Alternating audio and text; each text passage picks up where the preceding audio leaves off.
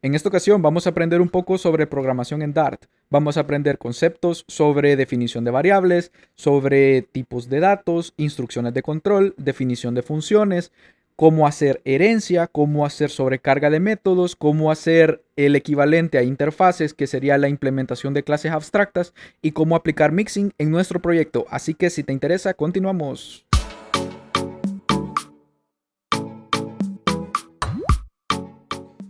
Bien, para comenzar vamos a crear nuestra primer carpeta. Para eso nos vamos a la carpeta Features.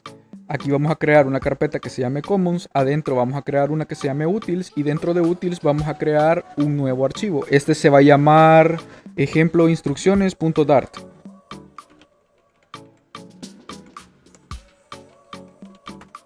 En él vamos a crear un método main. Y acá vamos a definir la lógica de ejecución. Si se fijan, ya nos aparecen las opciones de run y debug para poder probarlo. Bien, vamos a crear nuestra primera clase. ¿Cuál es la sintaxis que se utiliza? Sería esta. Class, el nombre de la clase que queremos asignar, siempre utilizando la mayúscula al inicio, y la definición. Luego vamos a crear nuestra primera función. Para esto vamos a seguir esta sintaxis. El valor de lo que va a retornar, el nombre del método, si va a llevar parámetros o no, y la definición. Para ello vamos a ver la definición de los tipos de datos básica. Para este caso los strings se definen de esta forma, un entero se define de esta forma, los valores double se definen de esta forma. En Dart no tenemos valores flotantes, así que tendríamos que utilizar o double o numeric, que sería en este caso un num, donde podemos hacer, por ejemplo, con el tipo de dato num, podemos hacer un parseo entre un int o un double. Lo vamos a utilizar más adelante.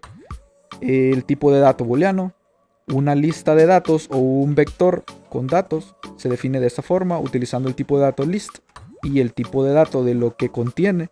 O también se puede hacer dinámico. En este caso, según la implementación, ese valor puede ser dinámico, que es esta clase que se le está pasando como parámetro para la construcción. Podemos también definir mapa de datos, donde el primer valor va a ser el tipo de dato de la llave y el segundo dato va a ser el tipo de dato del valor. También podemos definir variables de una forma diferente. Podemos asignar variables finales de esta forma, donde si no tiene definido el tipo de dato, va a tomar el de su contenido. Pero esto solo pasa en este caso específico. Si nosotros definimos un tipo de dato dinámico, va a tomar lo que se le esté asignando en ese instante. Aquí puede ser un vector, puede ser, como vemos en el ejemplo de abajo, es un vector. Le podemos cambiar el tipo de dato, asignarle otro objeto. Ese valor sería completamente dinámico. El ejemplo de las variables finales son variables que no se pueden cambiar a lo largo de la ejecución. Prácticamente son inmutables. También podemos crear otros tipos de variable. Aquí vamos a ver uno que vamos a utilizar bastante a lo largo del curso, que es crear una variable del tipo widget. Para poder utilizar este tipo de variable, nosotros tenemos que importar la librería de Material. Con eso ya podemos definir aquí cuál es el widget que nosotros queremos utilizar. También podemos crear variables del tipo datetime, que es prácticamente para saber la hora y el día en el que está. Y también tenemos este otro tipo de variable, que este tipo de variable es una referencia a una función. Aquí hemos asignado esta función que va a retornar un string y va a tener como parámetros dos strings, uno que se llame nombre y otro que se llame apellido. Esto va a estar asignado a esta función, saludo, y esa función la vamos a construir. Vamos a hacer la referencia a esta función y prácticamente en donde nosotros estemos utilizando esta función, esta variable, perdón, vamos a estar haciendo la llamada implícita a esta función. También tenemos el tipo de variable estático. Esto tiene que estar definido dentro de una clase. Tenemos variables estáticas finales y variables estáticas constantes. Prácticamente la diferencia es que esta se va a ir prácticamente en el código fuente, cuando se compile ya el código de la aplicación. Pero también tenemos otro tipo de variables. Tenemos variables que no son definidas a nivel de una clase. Para eso tenemos los enum y tenemos las constantes. Estas constantes pueden ser accesadas desde cualquier parte de nuestra aplicación. Bien, ahora vamos a aplicar todo lo aprendido. Para esto vamos a crear una función vamos a crear estas 4 variables que vamos a utilizar para toda nuestra lógica de instrucciones de control y vamos a ver cómo se usa la lógica o la sintaxis de cómo aplicar un if. Si se fijan, esta es la sintaxis de un if-else y estamos haciendo las condiciones. Entonces, para probarlo, vamos a crear en nuestro método main una instancia de nuestra clase que se llama demo instrucciones control y vamos a hacer llamado a nuestro proceso. En este caso yo ya lo había corrido y este sería el resultado. Ajá, pero ¿y si queremos agregarle condiciones con AND y con OR? Esta sería la forma de cómo representar un OR y esta sería la forma de representar un AND, bastante parecido a C y bastante parecido a Java. También podemos utilizar la instrucción de control for. Esta sería, vamos a ver varias formas de cómo escribirla. Esta sería la primera o la más clásica, que sería poner cuál va a ser el iterador o el valor inicial, cuál va a ser el valor máximo y cuál va a ser el valor del incremento. También podemos hacer otro tipo de for, en este caso esta implementación donde nosotros podemos recorrer un arreglo o recorrer una lista de valores. Entonces esos valores los podemos guardar en una variable que sería esta y esta va a comenzar a hacer el recorrido. También podemos hacer otro tipo de variante con este for utilizando programación funcional. Para esto podemos agarrar esta misma lista de valores que ya teníamos definida acá arriba y utilizar la expresión funcional for each. Sería el mismo comportamiento. ¿Cómo podríamos crear la instrucción de control while? Sería de esta forma, ponemos la condición, esta es bastante parecido a C y a Java. Esta sería la forma en cómo se construye un case o un switch, donde asignamos la variable que se quiere seleccionar y sobre esta se van estableciendo valores. Es importante mencionar que nosotros también podemos establecer valores de variables, pero para poder utilizarlas en el case, estas variables tienen que ser constantes, si no, no podemos utilizarlas. Bien, ahora vamos a probar todo lo que hemos aprendido de las instrucciones de control. Para eso nos vamos al método main y presionamos el método run. Esperamos a que nos dé el resultado y vamos a ver en la consola que nos está imprimiendo. Bien, ahora vamos a ver un poco sobre la implementación de las funciones. Para eso tenemos estos 3 ejemplos que son los clásicos. Tenemos una función que recibe como parámetro posicional la variable campo y va a retornar un string. Estamos retornando el string. ¿Ok? También podemos tener otro tipo de función que va a retornar un valor futuro. Esto sería el equivalente, por ejemplo, en JavaScript a una promesa, que va a ser un valor asíncrono que puede retornar un tipo de dato string. También tenemos este otro tipo de función que recibe un parámetro también y retorna un stream de información. Este stream va a ser en este caso un string y aquí hemos puesto un ejemplo donde podemos representar, por ejemplo, la subida de un archivo, donde estamos enviando varios mensajes de información.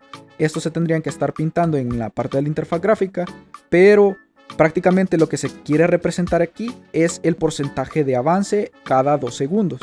Esto lo veremos más adelante ya en una aplicación. Bien, ahora vamos a aprender a utilizar las funciones anónimas. Para eso vamos a ver varios ejemplos. El primero es crear una función anónima, simplemente sin parámetros y que retorne un valor. Para utilizarla solo la mandamos a llamar y como no tiene ningún parámetro, esa sería la forma de ejecutarla. También tenemos funciones con parámetros nombrados. Para este caso tenemos que la forma en cómo establecer que los parámetros sean nombrados es establecerlo con estas llaves. Entonces a la hora de mandar a llamar esta función tenemos que establecer cada uno de los nombres de estas variables. También tenemos que podemos crear una combinación de parámetros posicionales con parámetros nombrados. Entonces esta sería la forma en la que se ejecuta. El primero no es un parámetro posicional y los siguientes son nombrados. También tenemos la opción de generar funciones con parámetros nombrados que son requeridos, porque por defecto no son requeridos. Entonces podemos hacer este ejemplo, quitamos esta variable y si se fijan no está fallando. También tenemos otra variante, que es crear parámetros nombrados que tengan valores por defecto. Por ejemplo, arriba quitamos el campo 2, pero si ese campo 2 no viniera, como es este caso, nosotros podríamos establecerle un valor por defecto. En este caso, nosotros hemos establecido el valor para el campo 3. Si no viene campo 3, lo que se va a imprimir es no viene. Bien, ahora vamos a comenzar con otro tema interesante que sería cómo hacer herencia. Para eso vamos a utilizar la clásica, ¿verdad? Unos animales que pueden volar, otros que pueden nadar y otros que pueden caminar. Ese sería el ejemplo. Vamos a crear una instancia concreta que sería la gallina. La gallina puede extender de caminar porque no puede nadar ni puede volar, ¿verdad? Entonces nosotros podemos hacer esta implementación donde vamos a llamar implícitamente al método caminar que está dentro de camina, que es la clase de la que extiende. Bien, ahora vamos a ver otro ejemplo que sería con los mixing. Siguiendo el ejemplo de la herencia de las clases, los mixing vendrían a ser prácticamente como una herencia múltiple, pero no está considerado como eso, sino que prácticamente lo que hace es añadir la funcionalidad de cada una de estas clases por individual. Entonces vamos a ver después también que es bien importante el orden en el que se ponen, pero de momento nos interesa agregarle las funcionalidades, prácticamente como una herencia múltiple. Entonces a Pato lo extendemos de vuela, nada y camina y ya podemos utilizar los tres métodos. Bien, ahora vamos a aprender un poco sobre clases abstractas, que sería el equivalente a interfaces en otros lenguajes de programación. Para esto vamos a crear una clásica, ¿verdad? Un CRUD, donde se puede insertar, actualizar, eliminar o encontrar uno. Para esto vamos a hacer una implementación. Vamos a encontrar gallinas en un CRUD. Para esto creamos nuestro servicio que está implementando esta clase abstracta. Nosotros perfectamente podemos hacer la implementación de nuestro servicio y establecer cuáles van a ser los métodos concretos, que en este caso cómo se va a hacer una eliminación, cómo se va a hacer un buscar uno, cómo va a ser el insert y cómo va a ser el update. Aquí ya sería como parte de la aplicación o de nuestra lógica de negocio de cómo vamos a hacer cada una de estas. También es importante conocer que en ocasiones nosotros queremos exponer algunos métodos que ya tienen su lógica definida. Por ejemplo, vamos a crear una función que va a hacer esto, hacer algo específico. Está en nuestra clase abstracta principal, que es el CRUD. Pero para poder utilizarla dentro de nuestro método tenemos dos opciones. Una es sobreescribir este método en esta implementación, o podemos utilizar lo que ya está, pero esa sería la lógica, utilizar lo que ya definimos acá. Entonces, para poder utilizarlo nosotros tenemos que extender nuestra funcionalidad a esta clase abstracta y de igual forma a donde estemos utilizando nuestra implementación extender esta funcionalidad. Entonces estaríamos sobreescribiendo los métodos que no están definidos y utilizando el que ya tenemos definido de forma específica. Bien, aquí termina el video de esta semana. Espero te haya gustado. No olvides dejarme tu buen like si te gustó este video. Vamos a seguir aprendiendo sobre la programación en Flutter, así que continuamos en la siguiente clase.